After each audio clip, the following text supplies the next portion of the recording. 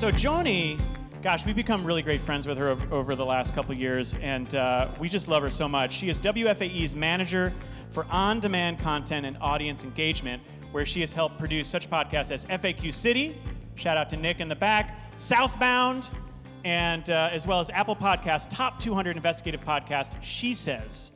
Joni is also the creator and host of WFAE's Charlotte music podcast, Amplifier, recently named Best Podcast by Charlotte Magazine and honored for excellence in arts and music podcasting by the local Edward R. Murrow Awards and the Webby Awards. Joni is an NPR music contributor and has previously acted as guest host of the legacy public radio music program Mountain Stage, a supporter of innovative media, and a mentor to digital women. Her work has been highlighted by NPR, Harvard's Nieman Journalism Lab, the Corporation for Public Broadcasting, the Online News Association, the American Press Institute, and more. Ladies and gentlemen, here to speak to us on our global theme of silence, please welcome our 50th speaker, Joni Deutsch. Come on up.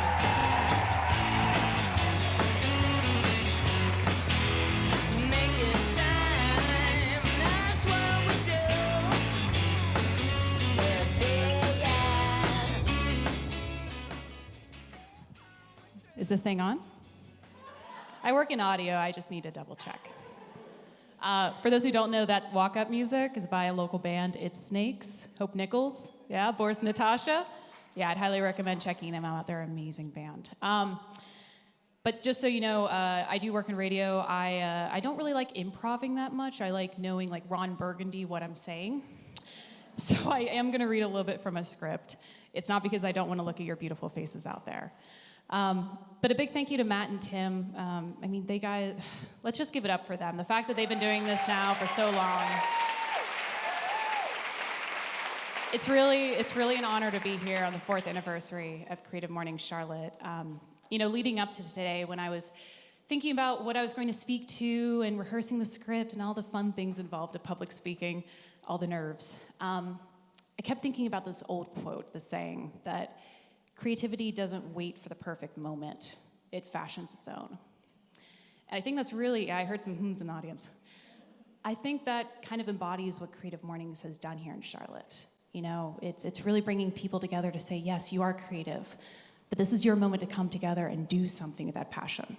So let's give it up one more time for them on this, the celebration. Such a big, big day. So yes, today on the 50th convening of Creative Mornings Charlotte, where folks introduce themselves and share stories and speak freely, the global theme I've been asked to articulate through words and sounds is the theme of silence. I know what you're thinking. It's a little weird for me to be doing this speech, because given my line of work, I'm more known for doing something like this. Now we're going to check in with public radio DJs around the country to hear what songs they have this month in heavy rotation. My name is Joni Deutsch, and I'm a host on West Virginia Public Broadcasting and a producer for NPR's Mountain Stage. Heavy rotation in my little cubicle at Mountain Stage is Like I Did, a song by Phil Bo Riva. I'm also known for doing something like this. I'm Joni Deutsch, and from WFAE in Charlotte, this is Amplifier, the music podcast where we shine a light on the artist who calls Charlotte home. And sometimes, if you know me well enough and you drive in the car with me, you know me for doing this. I wanna see you out that door, baby, bye, bye, bye, bye, bye. Don't wanna be a fool for you, just another player in your game for two, boom, boom. I never said I was a singer. No one introduced me as such. Who doesn't love NSYNC though? But in all seriousness, what does a radio-making, podcast-hosting, music-loving person have to say about silence? So I'm going to share how silence has played a role in my work as an NPR broadcaster and podcaster, and as Matt and Tim have called me so affectionately, Charlotte's music maven. But I'm also going to share a story I have actually never publicly shared before. And it's a story about me breaking my silence. It's about me finding beauty in the silence and finding self-reflection and connection and community and creativity. It's about me finding my own voice. And to do that, I want to take you back, all the way back to the 90s. Yeah, that's me. You can tell by the hair. But no, that is me as a baby. I was probably around a year old around the time this photo was taken. I was born and raised in Charleston, West Virginia. Got it. Yeah, that West Virginia, not Western Virginia, West by God, Virginia. The creative home of actress Jennifer Gardner and singer Bill Withers, also the home to pepperoni rolls and the Mothman. Yeah, and the home to little old Joni Deutsch. You know, some things haven't changed since this photo was taken. You know, I still get the biggest smile when I walk through a library or a bookstore. I still want to be Carmen Sandiego when I grow up. I know you do too. And I'm still waiting for Blue from Blue's Clues to be my dog. But the biggest difference between me now and me then is that I can talk now. Because there was a span of time where I didn't talk, and silence was my best friend. So I was born on March 25th, 1992, to Patty and Jonathan Deutsch. I was their first child, and I was also their only child. I am spoiled. Surprise. Our family tree is pretty small. My aunts and uncles lived hours and hours away from us. And instead of siblings, I had a dog. Sorry, I don't think I meant to say that correctly. I had dogs with an S. And when I say dogs with an S, I mean lots of them. Lots of them. And for whatever reason, when looking through my baby pictures, I realized that I always like to sit on them. I don't know why. And I bring this up, and I bring up my love for Carmen Sandiego and books and NSYNC to give you an idea of the kind of girl that I was and how the silence crept in. I'll say this, though, right now, that my house was so full of love and dogs. And my parents made sure that my life was full of adventures to parks and museums and libraries, to different cities and beaches. You know, my head and heart were always full of ideas and creative thoughts, but it often wasn't reflected in my voice. My voice didn't show it. When I was 3 years old, my parents hired a babysitter. And if you know my parents, you know this is a huge Megillah. This is a big deal, since I was with them 24 hours a day, 7 days a week, 365 days a year. So the babysitter was brought in now to relieve them for like 1 hour a week. And after a few occasions of looking after me, the babysitter came up to my mom and she said, "You know, Joni is just so lovely and sweet. But does Joni's tongue need to be clipped?" So yeah, you're not the only one to feel confused and also maybe a little cringed out there, a little awkward because of that phrase. But it's a real thing. And an infant can literally be tongue-tied. That's a condition called ankyloglossia, when their tongue is anchored to the bottom of their mouth, which causes them to have difficulty speaking, which is why and often they do cut to allow them to speak. So the translation here is that my babysitter was asking my mom why I didn't or couldn't speak as a child. And she was wondering why I was mute, why I was silent. Because I wasn't really speaking as a child. She was right. I was making little noises or nodding my head or pointing at things. To my parents, first-time parents, you know, I was a child who always read. I was always reading and watching and engaging with the world. I seemed happy. And my parents didn't really push me to speak because they knew that I was a bright kid. And as first-time parents, they thought I'd grow out of it, you know? But to someone outside of my family, like the babysitter, I looked like a kid who wasn't going to grow out of the silence anytime soon. And that's what spurred my parents to action. They took me to a doctor, and they took me to a specialist. And they started encouraging me to use my words.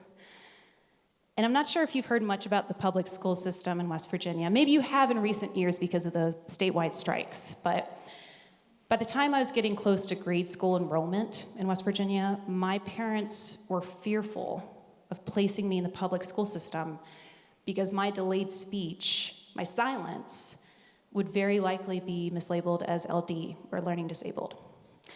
So my parents made the decision to enroll me in a private Catholic school in the city of Charleston, which, side note, as a Jewish person is another story for another day.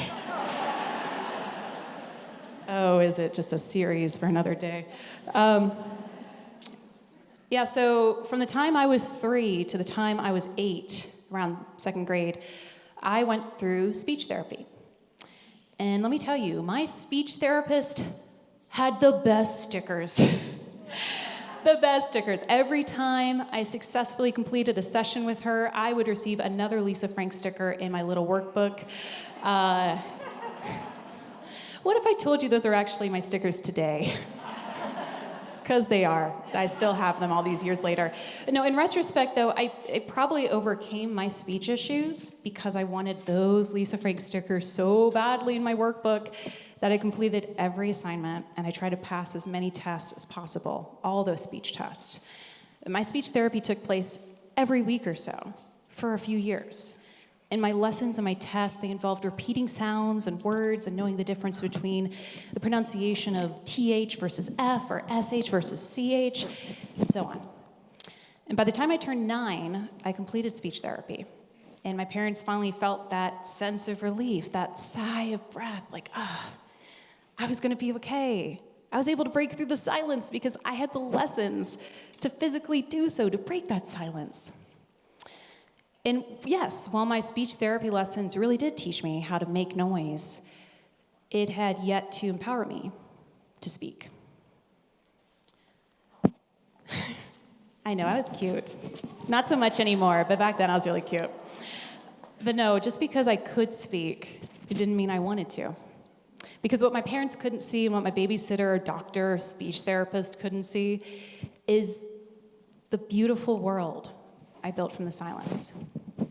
The stories I would write, the songs I would sing in my head, the imaginary characters I could dream up. It's almost like a bubble, right? Like if you're on the outside of the bubble looking in, you could very well be concerned. You have every right to be. You may think she's stuck in there, she's alone in there, she's not talking to anyone. The silence, it must be cold. But inside my bubble, the silence is warm. It acted as a cocoon of creativity where I felt safe enough and empowered enough to let my thoughts just flow freely, unencumbered. Silence was a beautiful blank slate for me. Silence was powerful. So yes, I was absolutely, positively an introvert, which didn't exactly help with my speech issues earlier on in life, which is also why at any and every opportunity, my mom would encourage me to talk with other kids and adults whenever we were out in public. Like we would be at the pool, and my mom spies another group of kids playing, and she pats my back to suggest, go say hi, ask to play with them, they seem like nice kids. Which in adult introvert terms, that's like going to a conference and wanting to sit silently in the back of the room and be inspired by the words on stage. And yet the speaker comes up and they say, okay, everyone, we're going to break out into small groups. Go ahead and chat amongst yourselves. There's a lot of introverts in the room. You know exactly what I'm talking about. No, but you know, really, it is that anxiety that you can feel in your chest at just the hint of that idea, that you should go speak to another person, to go talk to them, to go meet new friends. Because I felt at peace with silence and felt my most creative self by myself. And silence was my security blanket. I knew what to expect from it. You know, silence wouldn't tell me I was wrong or weird or that I had big hair. So I speak up. But the more my mom literally, physically pushed me to talk to others, and the more I found friends and collaborators, fellow adventurers, even some fellow NSYNC karaoke partners, the more I realized that silence shouldn't necessarily be all-encompassing for an individual. You know, breaking through silence isn't just about literal sounds, as it was when I went through speech therapy. Breaking through silence is finding connection, bridging gaps, creating kinship. Going back to my bubble analogy, the sound of others, whether in harmony or disharmony, creates more space for conversation, for conflict, for creativity, for community. Yeah, believe me, it is much harder to work through a cacophony of sounds than it is to glide through a silent field, but that's the beauty of life. You know, we share those sights and sounds with others. Because I could easily build up a castle of ideas for myself, but wouldn't it be more beautiful, more meaningful to share that creation with others? More than that, it's about empowering others through sound to unsilence the silent, which is what I do for a living, and in all honesty, it's why I love what I do. So at WFAE, Charlotte's NPR news source, in my public radio voice, my job is to lead our podcast division. You know, how many people, just curious, how many people listen to podcasts out there? Raise of hands. Awesome. Y'all are nerds, I like it. But in all honesty, I am too. I love talking about podcasts. I love making them from start to finish. And in my mind, podcasts are one of the greatest equalizers in media right now. And by that, I mean you don't need expensive recording equipment or editing software. And you don't need to abide by a clock or have a set length for your shows. You don't need to have a certain voice or sound a certain way. Podcasts are for anyone, for everyone to speak, to create, to be empowered to break their silence. It is so inspiring. And likewise, part of my job involves hosting Amplifier, the music show about the various and very talented musicians who call Charlotte home. And these are people who literally make sound for their careers, and yet they remain silent in some small way compared to the big musicians coming out of Los Angeles or New York, even though they deserve the recognition. They have the beautiful sounds.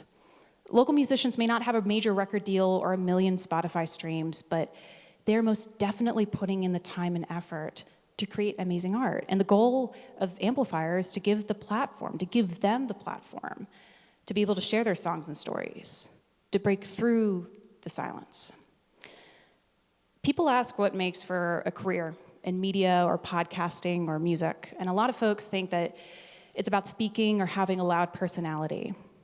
And maybe, to a small degree, it is. But in my nearly 10 years of working in radio, I've learned it's just as much about listening as it is talking.